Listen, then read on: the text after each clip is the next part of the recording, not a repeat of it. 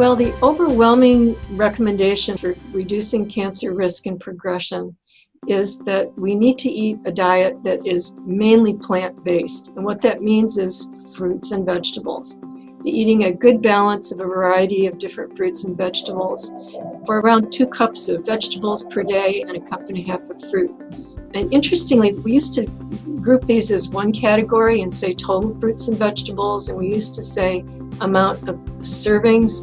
But what was learned is that unless you specify, people will tend to focus mainly on fruit, and they also tend to not eat as much variety.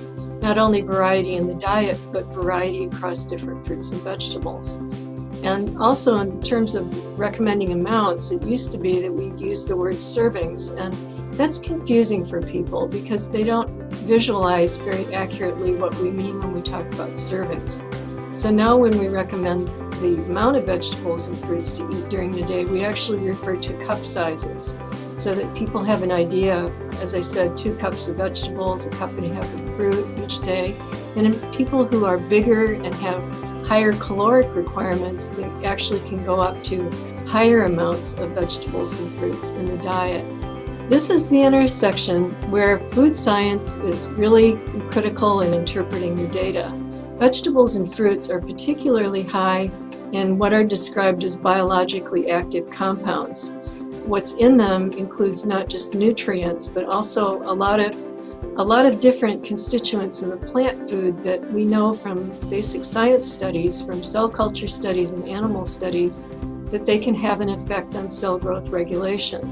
And cancer, by definition, is dysregulation of cell growth, so that the cells are growing unrestrained and they're transformed, they're not growing normally, and they start interfering with the function of the rest of the biological system. And so what we know from these studies is that these biologically active constituents, for example, they can protect the DNA from damage, from oxidative stress that we are exposed to in the environment. And also we have these result from different biochemical pathways within our body.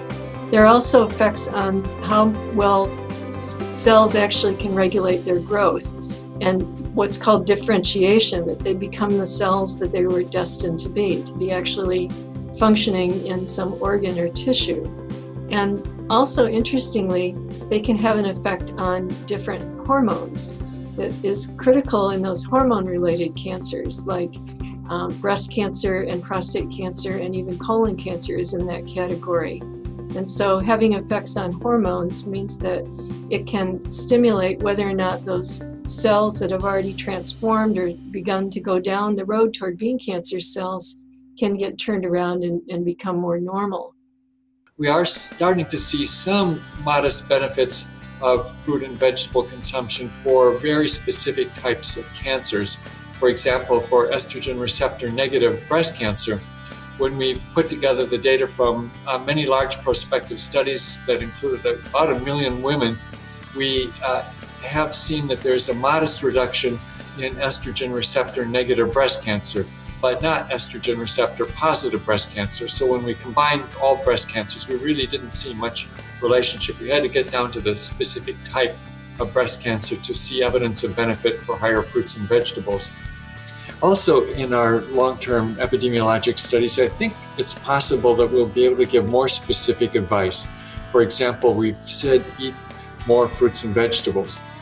If you think of it, fruits and vegetables are very different. What a carrot has in common with a head of cauliflower isn't at all clear. And it's very likely that these have different biological effects.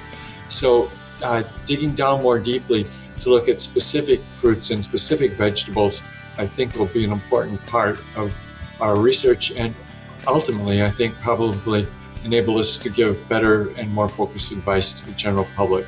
Also, are interesting studies showing that across these different types of vegetables and fruits, there's different clustering or mixtures of these biological compounds. So, for example, onions and garlic, the stinky vegetables, have a whole collection of different sulfides that can have an effect on cell growth regulation, and whether or not the effect on the genome actually is expressed and has an effect then on the system.